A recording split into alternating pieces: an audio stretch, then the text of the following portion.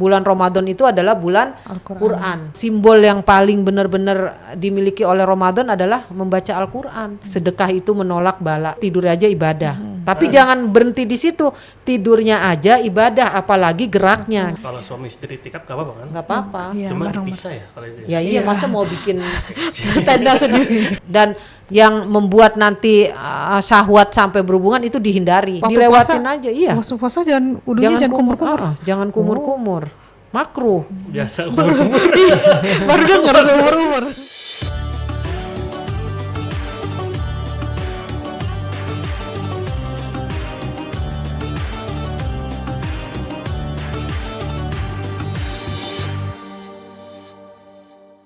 Assalamualaikum Ustazah, apa kabar? Waalaikumsalam warahmatullahi wabarakatuh. Alhamdulillah kabar baik, Hisan. Fajri apa kabar? Alhamdulillah baik dan selalu semangat. Untuk menyambut bulan Sehat. Ramadan. Wah, ini bukan cuma menyambut, tapi siap untuk berpuasa dan full di bulan Ramadan. Amin. Soalnya dapat berkahnya banyak. Semuanya ya, yang menjalankan ibadah puasa. Cie. Amin. Ya Ustazah, ini kan kita sudah mau menyambut bulan Ramadan nih. Nah, supaya kita lebih maksimal lagi, apa sih yang harus kita perhatikan terkait adab-adab berpuasa di bulan Ramadan? Iya. Alhamdulillah kalau kita sudah punya ilmu untuk berpuasa, kan artinya kita akan siap untuk menjalani puasa ini seperti yang diminta oleh Allah dan Rasulnya ya. Dalam surat Al-Baqarah disebutkan, A'udzubillahi minasyaitonirrajim. Bismillahirrahmanirrahim. Ya ayyuhalladzina amanu kutiba alaikumusiyam kama kutiba alal ladzina min qablikum la'allakum tattaqun ya. Jadi kita disuruh puasa ini, tujuan Allah menyuruh kita puasa dan Rasulullah mewajibkan kita puasa ini adalah untuk bertakwa ya. Jadi takwa ini adalah tujuan atau final dari kita puasa. Nah, untuk mencapai takwa ini berarti kan ada adab-adabnya, ada cara-caranya. Nah, kita harus tahu ilmunya. Ya, di antaranya jangan sampai kita puasa Ramadan itu hanya mendapat laparnya doang. Itu mungkin Rugi. Naudzubillah ya. Sebab gini, ini juga sudah diingatkan oleh Rasulullah, kam min soim. Ya, kata Rasulullah, berapa banyak orang yang berpuasa tidak dapat apa-apa kecuali lapar. Ya, kenapa? Karena tidak menjaga adab-adabnya. Nah, di sini kita akan mencoba mencari, kemudian menjalankan, mengamalkan apa aja adab-adabnya. Yang pertama, ya, ketika berpuasa hendaklah kita menjaga lisan kita. Ini wajib nih, jaga lisan kita. Saya pikir pertama sahur. Sebelum puasa. Itu sunnah. Kalau itu kan sunnah ya. Kalau menjaga lisan wajib. Oh. Ya, jadi kalau kita sampai tergelincir ya, misalkan kata-katanya gibah ya, atau kata-katanya ria, kata-katanya sombong, ini dosa. Ya, dosa dan mengurangi pahala dari puasa kita. Kalau misalnya update status itu menu sahur atau menu buka itu maksudnya dia apa status aja? Nah, maksudnya niatnya apa dulu nih? Menu sahur ria apa bukan? Menu kan kalau bisa mah jangan menunya doang, kasih orang makanannya gitu. Jangan foto doang. Menunya ayam diposting, kalau misalnya tempe kayak Nggak diposting. nggak diposting. Iya, jadi masalah posting memposting kan kita udah tamat ya, tamat itu udah paham.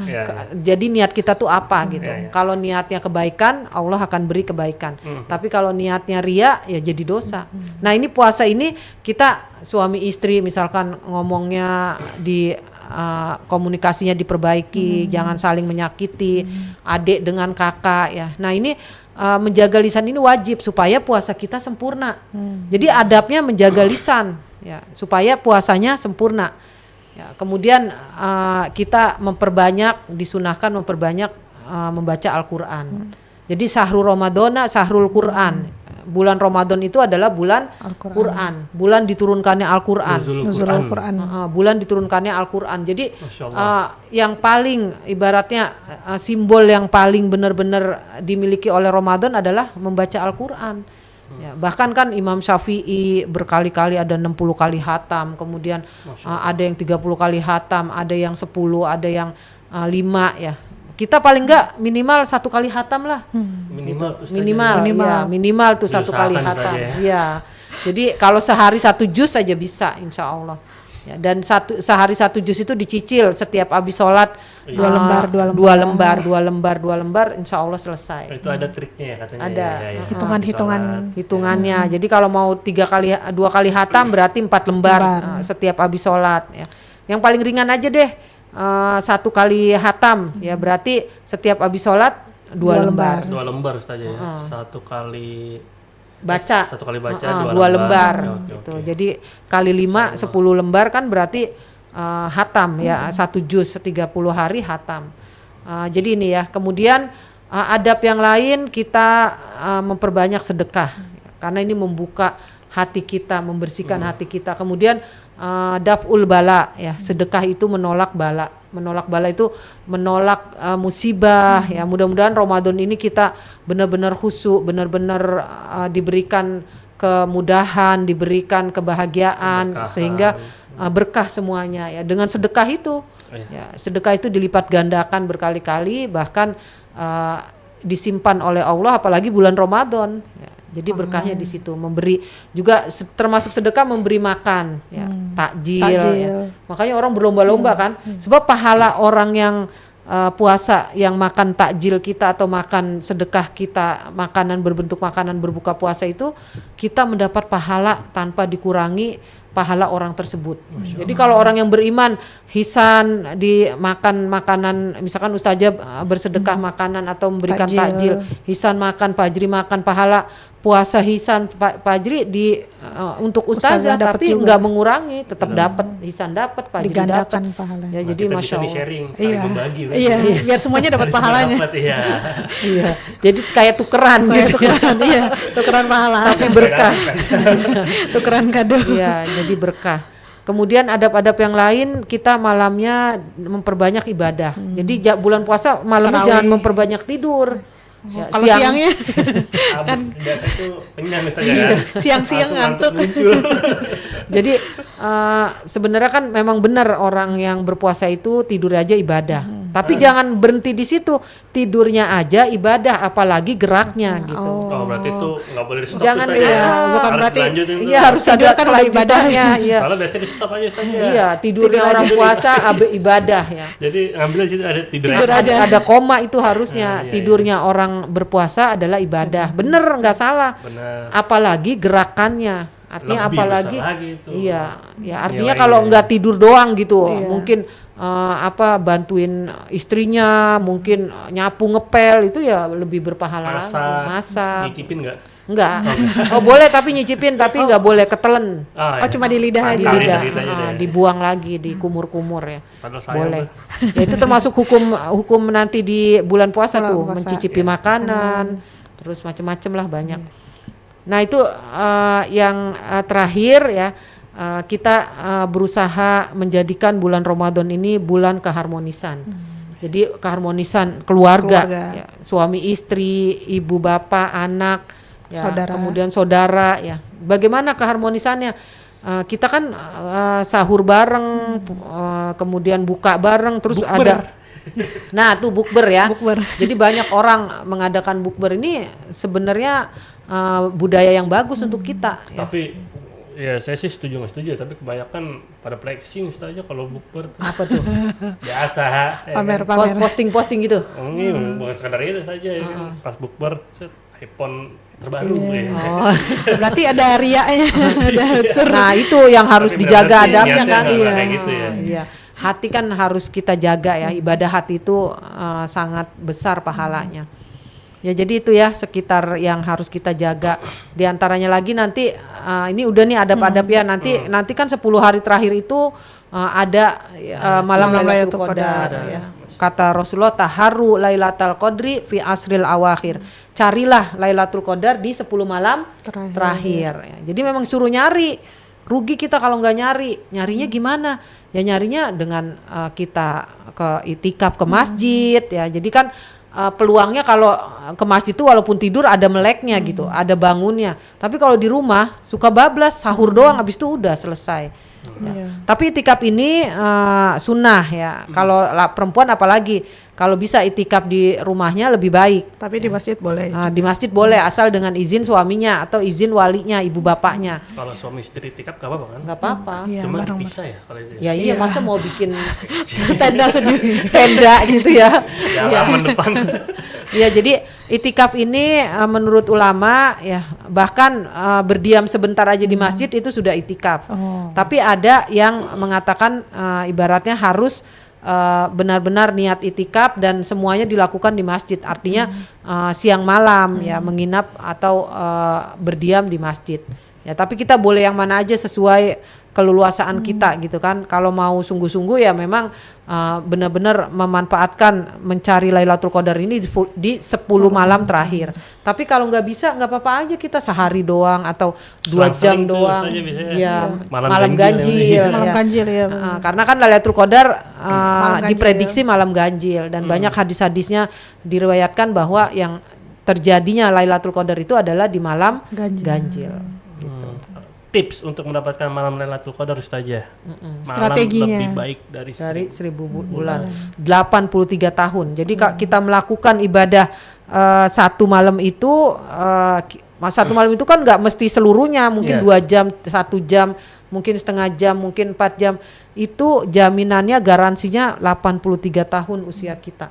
Ibaratnya udah dijamin. Tipsnya dan tanda-tandanya ketika kita dapat Lailatul Qadar itu apa Ustazah ya? Ada gak dijelaskan itu?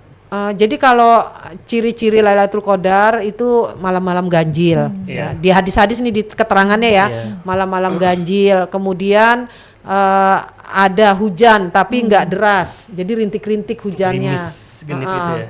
Ya, terus pada malam itu tidak panas tapi tidak dingin, Sejuk. jadi sejuk. Sejuk. Kemudian mataharinya ketika paginya bersinar tidak panas, ya tapi terang gitu, ya teduh terang gitu. Artinya ini tanda-tanda yang bisa kita lihat walaupun belum bisa Pastinya. dipastikan itu Lailatul Qadar atau bukan. Apalagi kita bilang-bilang kita dapat Lailatul Qadar, nggak mungkin, ya nggak boleh. Ria itu ntar jadi. Iya. Kita belum tahu. Yang tahu hanya Allah Allah, gitu. ya, ya. Kita dapat ya tanda-tandanya ada nggak? Ada. Ya orang yang tadinya baik tambah baik. Ya, mungkin bisa jadi gini, ada preman, tahu-tahu udah nggak preman. Ya artinya taubat pada Lailatul Qadar itu dapat berkah ya, terus taubat. Ya kemudian yang tahu siapa? Yang tahu Allah. Artinya Allah dengan orang tersebut ya, orang tersebut mungkin merasakan keberkahan dalam hidup. Ya, artinya apa? Lebih baik semuanya. Jadi orang yang melihat juga, nih orang kok tambah baik setelah Ramadan. Bisa jadi dia dapat Lailatul Qadar. Tapi orangnya itu sendiri tidak mengaku gitu, tidak mengaku-ngaku, tidak lantas berasa bahwa dapat Lailatul Qadar, nggak boleh. Bahkan kita serahkan kepada Allah. Nah Ustazah, bicara adab dalam berpuasa ya Ustazah ya. Nih saya kan ya apa namanya pasutri nih ya. Nah biasanya batasan-batasan supaya tidak membatalkan atau memakruhkan puasa itu gimana saja? Soalnya kan yang namanya masih baru saja ya. Takutnya kan kelepasan gitu. Harap maklum gitu ya. Iya, barangkali kan maklum. batasan-batasan apa aja nih? Iya. Apakah kita benar nggak boleh bersentuhan atau boleh tapi sewajarnya atau gimana saja? Ya jadi yang nggak boleh itu kan berhubungan di siang hari. Ya. Iya. Kalau banyak pendapat ulama kalau bersentuhan sampai istilahnya mencium pipi istri ya atau kening selama tidak membangkitkan syahwat ya misalkan pergi kerja biasa pipi kiri pipi kanan Cipika-cipiki. gitu ya cipika-cipiki atau apa itu nggak apa-apa. Jadi adabnya batasannya berpegangan tangan nggak apa-apa, bersentuhan nggak apa-apa. Yang penting jangan sampai berhubungan. Dan yang membuat nanti syahwat sampai berhubungan itu dihindari. Ya, cuma batasannya itu, jadi nggak boleh. Kalaupun cipika-cipiki bukan yang membangkitkan syahwat, tapi keadaan-keadaan biasa aja. Bersentuhan. Kabur langsung gitu. Iya. Hal-hal yang menuju Daripada ini kelanjutannya kan kabur. Jadi kan masih diperbolehkan malamnya gitu. Artinya cuma menahan selama 18 jam, selama 12 jam. Ya, kita 12 jam ya, 13 jam. Ya, tapi kan bagi Oh, di pasangan luar baru kan negeri. itu tantangan sekitar jam Ustazah kan. 14 jam. Iya, kalau yang pengantin baru memang ujian ya. Ya tapi selama mau pelukan mau apa nggak apa-apa aja, sentuhan. Pelukan itu kan sentuhan, tapi nggak, yang penting nggak berhubungan. Iya. Nah, sama ini saja adab dalam berpuasa kan, kalau di fenomena sekitaran kita ya, kebiasaan di sekitaran kita Ini tuh. Fajri dia bermasyarakat, jadi banyak kebiasaannya. Ada Insya istiadat di Allah. masyarakat. Ya kan kita ngelihat itu saja kan, Iya. bergaul, bersosialisasi. Nah ini Iya. ada yang namanya ziarah kubur saja, kayak gitu. Sebelum puasa, bahkan Sebelum pas Ramadan. Menjelang Lebaran. Idul Fitri, ya menjelang Idul Fitri langsung pada berbondong, wah rame tuh tukang bunga laku banget terus tadi kuber. betul. Nah, Hikmahnya gimana itu saja? hikmahnya. Jadi berbagi rezeki. Iya. Jadi masalah ziarah kubur ini kan sebenarnya sudah ada bab khusus ya, bahwa sebelum Rasulullah hijrah ke Madinah itu, waktu Rasulullah masih di Mekah diharamkan untuk ziarah kubur. Karena iman sahabat-sahabat masih lemah, takutnya tercampur antara khurafat, tahayul, syirik dan semuanya. Musab-musab kuburan, minta apa pada kuburan dan lain-lain, pada yang wafat dan minta doa apa. Nah ini jadi haram awalnya, tapi kemudian Rasulullah membolehkan ziarah kubur. Nah jadi ujung yang diambil ini hukum membolehkan untuk ziarah kubur ya. Nah sebenarnya boleh aja Fajri, jadi ziarah kubur sebelum Ramadan atau ziarah Ramadan. kubur waktu Idul Fitri ya, boleh-boleh aja. Atau karena selama kalau Ramadan niatnya juga itu diluruskan, yaitu untuk zikrul maut ya, mengingat kematian. Untuk Atau Untuk penziarah. yang kita yang datang yang ziarah masih hidup. ya. Jadi emang tujuan ziarah kubur itu bukan untuk si mayat. Kalau mayatnya ya dia mendapat faedah, kita doakan. Jadi kita mendoakan, bukan kita minta sama si mayat itu. Ya misalkan mungkin kita ke makam pahlawan atau ke makam Habib, ke makam wali-wali, kita minta sama wali ya, ya wali, mudah-mudahan saya cepat nikah gitu. Nggak boleh. Allah juga kesel aja. Iya. Ada gua nih. Syirik. Iya. Jadi nggak boleh ya, atau ngusap-ngusap, mudah-mudahan dapat berkah gitu. Kan biasanya itu ngerasanya dapat berkah dari wali itu, padahal wali itu mah udah dengan alam barzahnya gitu. Sementara kita mendoakan wali tersebut karena wali tersebut adalah orang soleh. Ya seperti juga kita ziarah mungkin ke makam Imam Syafi'i, ke makam Jalaluddin Rumi, ulama-ulama kita ya, Imam Bukhari, itu dalam rangka apa? Kita dzikrul maut, bahwa kita akan sama seperti mereka, dikuburkan seperti itu. Jadi kecuali makam Rasulullah memang ada bab khusus atau ada hadis-hadis yang menyatakan siapa yang ziarah ke makam Rasulullah di waktu Rasulullah wafat seperti mendatangi atau ziarah atau datang pada waktu hidupnya. Itu khusus Rasul, yang lain-lainnya enggak gitu. Terakhir nih saja ya, pertanyaan dari saya. Kebanyakan kan ya banyak yang menyepelekan terkait makruh. Nah, penjelasan Ustazah nih, menanggapi terkait makruh dalam puasa itu gimana Ustazah? Makruh ngapain contohnya Pak Ya Jri? maksudnya kita ngelakuin hal-hal yang yang tidak biasanya, maksudnya yang tadinya harusnya kita lakukan untuk mendapatkan pahala, tapi karena kita tidak melakukan itu, ya jadi makruh. Dibenci saja. gitu ya? Iya. Dibenci ketika puasa apa sih contohnya? Oh sikat gigi. Ya sikat gigi itu makruh. Makruh. Karena kan pakai odol, pakai apa, kecuali siwak. Kalau Nah, siwak, itu penjelasan makruh itu apa Ustaz? Maksud saya itu. ya makruh itu apa gitu? dibenci itu, khawatir kan gini. Kalau bisa sikat Bisa gigi itu membatalkan. sebelum azan subuh. Nggak makruh kalau pas sebelum azan subuh, karena kan membersihkan semuanya pakai pasta gigi ya. pasta gigi. Nah itu kan nanti ada rasa-rasanya, ada apa? Khawatir masuk ke tenggorokan. Nggak sengaja Berarti ketelan. definisi makruh itu dibenci. Dibenci itu maksudnya Tapi nggak disukai. mengurangi pahala Ramadan itu sendiri gak? Ya Kalau makruh berkurang itu dikit, makanya jangan dilakukan. Nggak maksimal, jangan dilakukan. Soalnya Kumur-kumur, banyak tuh yang menyepelekan makruh tuh Ustaz. wudhu nih kan ada kumur-kumur. Iya. Waktu puasa makruh, kumur-kumur nggak boleh. Jangan kumur-kumur, jadi waktu dilewatin puasa, aja. Iya. Waktu puasa jangan udunya jangan kumur-kumur. Jangan kumur-kumur. Makruh. Biasa Baru dengar seumur-umur. Iya. Jadi kan itu yang kadang kita terlewat ya. Iya. tidur yang lama juga katanya makruh Ustaz. Iya. Masa boleh tidur? Cuma kalau tidurnya Kan seharian biar itu nggak katanya maksiat makruh. maksudnya Ustazah. Jadinya Iya. tidur aja gitu. Jadi ini kayak saya nih habis sholat subuh tidur, terus sholat zuhur bangun, terus habis sholat zuhur tidur lagi. lagi. Asar Itu bang. makruh bener gak sih? kalau niatnya untuk kan kadang orang gini ya, kadang orang perlu adaptasi. Ketika nggak biasa puasa terus Ramadan pasti adaptasi. Kalau di awal-awal karena kelemahannya jadi tidur terus, selama nggak meninggalkan yang wajib itu nggak apa-apa. Ya kan tidurnya orang puasa ibadah. Tapi kalau keterusan begitu ya makruh di sini karena jadi tidak memperbanyak amal soleh, jadi malah tidur aja gitu, terus ninggalin sholat lagi, misalkan kelewat sholat zuhur, kelewat sholat asar, nah itu walaupun tidak disengaja, walaupun tidak disengaja sebenarnya kan nggak ini ya, dia nggak dosa juga ketiduran gitu, tapi lama-lama ya jadi puasanya hanya sebatas lapar doang dan tidur. Apa namanya, ketika kita puasa aja mendapatkan lapar dan haus lapar aja. doang, nggak dapat padilah apa-apa gitu, nggak dapat sunnah membaca Quran, nggak dapat sunnah bekerja di jalan Allah, nggak mendapat rahmat Allah gitu karena tidur. Tapi bagusnya dia nggak dapat dosa karena nggak melakukan dosa, ibaratnya Tapi gitu. keimanannya tidak terlalu bertambah. Iya, Karena padahal tidur. tujuan puasa itu sebenarnya mengendalikan nafsu, ya jangan malah nafsu tidurnya diumbar gitu, diumbar maksudnya diikuti nafsu tidurnya, udah tidur aja kayak orang pingsan gitu. pegel itu padahal.